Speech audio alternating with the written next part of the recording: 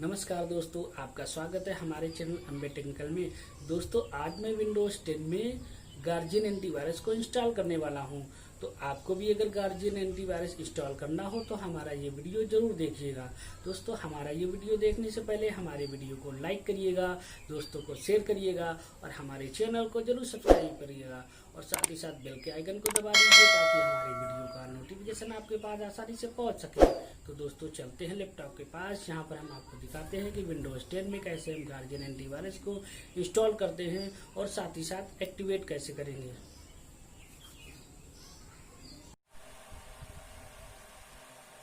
दोस्तों, ये हम आ गए HP के लैपटॉप के पास जहाँ पर गार्जियन का एंटीवायरस इंस्टॉल करने वाले हैं। तो मैंने DVD को DVD राइटर में इंसर्ट कर दिया।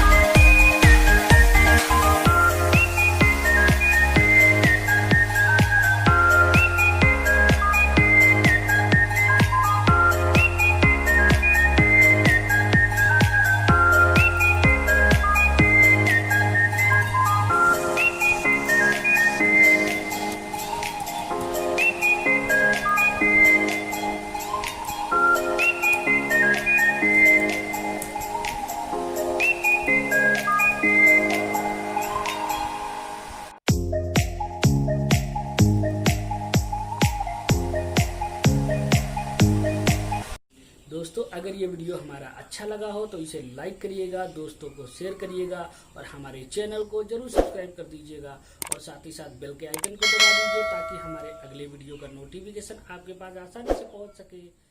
जय हिंद, वंदे मातरम।